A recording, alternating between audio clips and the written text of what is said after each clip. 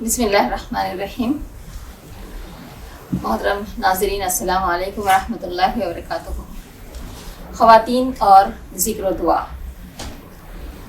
یا ربی لک الحمد کما ینبغی لجلال وجہک وعظیم سلطانک۔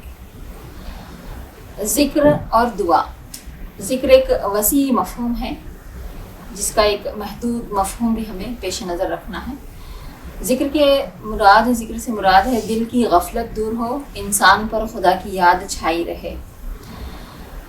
ذکر کس طرح سے ہو، اس کے بارے میں قرآن مجید رہنمائی کرتا ہے کہ وَاذْكُرْ رَبَّكَ فِي نَفْسِكَ تَضَرُّعًا وَخِيفَةً وَدُونَ الْجَهْرِ مِنَ الْقَوْلِ بِالْغُدُوِّ وَالْآصَالِ وَلَا تَكُن مِنَ الْغَافِلِينَ۔ اپنے رب کا ذکر کرتے رہو خشیت اور خوف کے ساتھ، بلند آواز کی بجائے ہلکی آواز میں، صبح و شام، اور ان لوگوں میں سے نہ ہو جاؤ جو غفلت میں پڑے ہوئے ہیں۔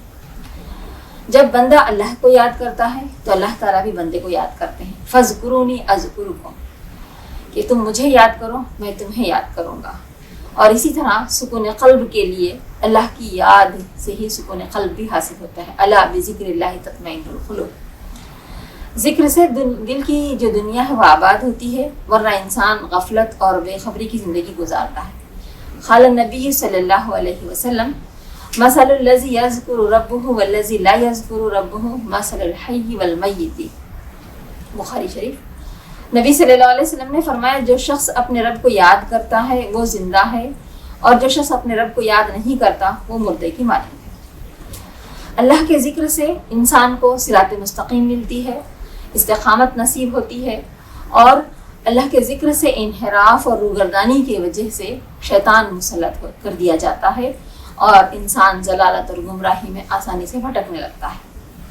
وَمَن يَعْشُ عَن ذِكْرِ الرَّحْمَنِ نُقَيِّضْ لَهُ شَيْطَانًا فَهُوَ لَهُ قَرِينٌ وَإِنَّهُمْ لَيَصُدُّونَهُمْ عَنِ السَّبِيلِ وَيَحْسَبُونَ أَنَّهُمْ مُهْتَدُونَ۔ اور جو کوئی بھی رحمان کی یاد سے غفلت برتتا ہے اس پر اللہ تعالیٰ ایک شیطان کو مسلط کر دیتے ہیں اور وہ اس کا ساتھی بن جاتا ہے، اور یہ شیاطین ان لوگوں کو سیدھے راستے سے روکتے ہیں اور انسان یہ سمجھتا ہے کہ وہ صحیح راہ پر چل رہا ہے۔ جو اللہ سے دعا نہیں کرتا اس کے بارے میں قرآن مجید میں یہ فرمایا گیا ہے کہ وَقَالَ رَبُّكُمُ ادْعُونِي أَسْتَجِبْ لَكُمْ إِنَّ الَّذِينَ يَسْتَكْبِرُونَ عَنْ عِبَادَتِي سَيَدْخُلُونَ جَهَنَّمَ دَاخِرِينَ۔ تمہارا رب کہتا ہے کہ مجھے پکارو، میں تمہاری دعائیں قبول کروں گا، اور جو گھمنڈ میں آ کر میری عبادت سے منہ موڑتے ہیں وہ ذلیل و خوار ہو کر رہیں گے۔ تو ذکر کے بارے میں قرآن اور احادیث میں جو ہمیں ملتا ہے، ویسے ذکر کا بہت وسیع مفہوم ہے، لیکن ہم دیکھتے ہیں کہ وہ ذکر جو انسان کو ہمیشہ اور ہر وقت کرتے رہنا ہے، اس کے بارے میں جو بتایا جا رہا ہے کہ ذکر کی 3 قسمیں بتائی جاتی ہیں یہاں پر۔ ایک ذکر باللسان، دوسرا ذکر بالقلب، اور تیسرا ذکر بالجوارح۔ ذکر باللسان یہ ہے کہ اللہ تعالیٰ کی پاکی، بڑائی، اس کی بزرگی، اس کے حمد و ثنا والے الفاظ زبان سے ادا کرتے رہیں۔ دوسرا جو ذکر بالقلب ہے، اللہ تعالیٰ کی ذات، صفات، اس کے دلائل پر اس پر غور کیا جائے، شریعت کے اوامر اور نواہی پر غور و فکر کریں، اور اللہ تعالیٰ نے جو مخلوقات پیدا کی ہیں اس میں جو حکمتیں پوشیدہ ہیں اس کو دریافت کیا جائے۔ تیسرا جو ذکر بالجوارح ہے، یعنی انسان کے تمام اعضاء کے ذریعے سے ذکر ہو، یعنی انسان کے تمام اعضاء اللہ تعالیٰ کی اطاعت اور فرمانبرداری میں مستغرق رہیں، غرق رہیں۔ اسی طرح سے ذکر کے اور دعا کے آداب جو بتائے گئے ہیں وہ یہ ہیں کہ ذکر اور دعا کو ان الفاظ میں معمول بنایا جائے جو آپ صلی اللہ علیہ وسلم سے ثابت ہوں، یعنی مصنون دعاؤں کا اہتمام کیا جائے، جن کی تعداد اور اوقات متعین ہو ان کا لحاظ رکھا جائے۔ اور دوسرا یہ ہے کہ اذکار اور دعا کو بلا سوچے سمجھے زبان سے ادا نہ کیا جائے، بلکہ پورے شعور اور فہم کے ساتھ اس کو ادا کیا جائے، حضور قلب کے ساتھ زبان کا اس میں شامل رہنا، حضور قلب کے ساتھ زبان سے ذکر، یہ افضل ہے۔ تیسرا ادب جو بتایا جاتا ہے وہ یہ ہے کہ حرام خوری سے مکمل اجتناب کرنا ہے، اور روزی کے ایسے ذرائع جو حرام اور ناجائز طریقوں سے ہوتے ہیں اس کو ختم کرنے کی کوشش کرنا ہے۔ چوتھا ادب جو بتایا جاتا ہے کہ اوراد اور اذکار کے ساتھ ہماری اپنی زندگی کا ہم آہنگ ہونا بھی ضروری ہے، یعنی ہماری زبان اللہ کے ذکر سے، اس کے شکر سے، اس کے عظمت کا اعتراف کا تقاضا یہ ہے کہ انسان اپنی زندگی میں غفلت اور اس کی نعمتوں کی ناقدری اور اس کی نافرمانی سے مکمل اجتناب کرتا رہے۔ تاہم ہم دیکھتے ہیں کہ ذکر کی جو فضیلت بتائی جاتی ہے احادیث کے ذریعے سے، وہاں پر سید الاستغفار، جیسے استغفار کرنے کی کیا فضیلتیں ہیں. آپ صلی اللہ علیہ وسلم نے ارشاد فرمایا کہ جو شخص ہمیشہ استغفار یعنی اللہ تعالیٰ سے اپنے گناہوں کی بخشش کے لیے دعا کرتا رہتا ہے، اللہ تعالیٰ ہر قسم کی تنگی سے اسے نکلنے کی راہ کھول دیتا ہے اور ہر غم و فکر سے اسے نجات بخشتا ہے اور ایسی جگہ سے اس کو رزق عطا کرتا ہے جہاں سے اس کا وہم و گمان بھی نہیں ہوتا.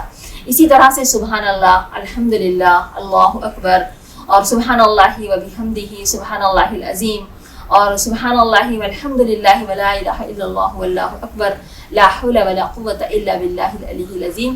یہ سارے وہ کلمات ہیں جو اللہ تعالیٰ کی بزرگی اور اس کی بڑائی کو بیان کرنے والے ہیں. تو یہ کلمات اللہ تعالیٰ کو بہت زیادہ پسند ہے اور اس کی بہت زیادہ فضیلت آئی ہے.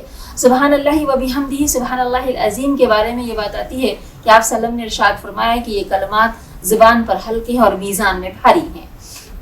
اسی طرح سے درود شریف کے سلسلے میں آپ صلی اللہ علیہ وسلم نے ارشاد فرمایا کہ جو شخص مجھ پر ایک مرتبہ درود بھیجتا ہے ملائکہ اس پر 10 بار درود بھیجتے ہیں. سعید بن عمیر انصاری سے مروی ہے، وہ اپنے والد سے بیان کرتے ہیں کہ رسول اللہ صلی اللہ علیہ وسلم نے فرمایا میری امت میں سے جس شخص نے بھی خلوص کے ساتھ مجھ پر ایک مرتبہ درود پڑھا اللہ تعالیٰ اس کے بدلے اس پر 10 رحمتیں بھیجتا ہے، اس کے 10 درجات بلند کرتا ہے، 10 نیکیاں لکھی جاتی ہیں اور 10 برائیاں مٹائی جاتی ہیں. تو یہ کچھ اذکار کی جو فضیلت ہمارے سامنے آئی. اب ہم دیکھتے ہیں کہ خواتین اس سلسلے میں کیا اہتمام کر سکتی ہیں.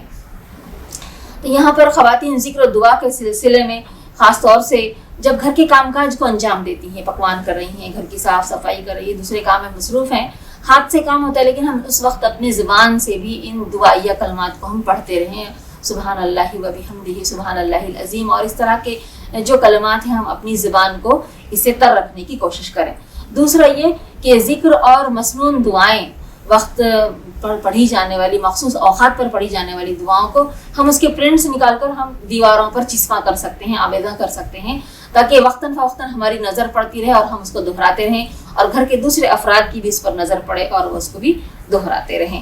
اسی طرح سے سحر میں ہم تھوڑا سا جلدی اٹھنے کی کوشش کریں تاکہ وہ وقت بالکل جو ایک خاموشی والا اور یعنی غور و فکر کرنے والا وقت ہوتا ہے، اللہ تعالیٰ کی یاد میں مشغول ہونے والا وقت ہوتا ہے، ہم ایسے وقت میں اٹھ کر اللہ تعالیٰ کے سامنے استغفار کریں، اپنے گناہوں کی معافی چاہتے رہیں، اس کی بڑائی اور اس کی بزرگی کو ہم بیان کرنے کی کوشش کریں. اسی طرح سے افطار کے وقت بھی ایک 10 منٹ پہلے تک ہم اپنے سارے کاموں کو ایسے سمیٹ لیں کہ ہم اس سے پہلے جو ہے بیٹھ کر ہم دعاؤں میں مشغول ہو سکیں. تو اس طرح کی کچھ چیزیں ہیں جو ہماری خواتین کر سکتی ہیں. تو یہاں ہم کو غور کرنا ہوگا کہ ہم اللہ تعالیٰ کے ذکر میں اسے دعا کرنے میں ہم زیادہ مشغول رہیں اور اس مہینے کی پوری طرح سے اس کی جو برکتیں ہیں، رحمتیں ہیں، اس کو ہم سمیٹنے کی کوشش کریں. اللہ تعالیٰ ہمارے تمام اعمال کو قبول فرمائے. آمین. وآخر دعوانا ان الحمدللہ رب العالمین.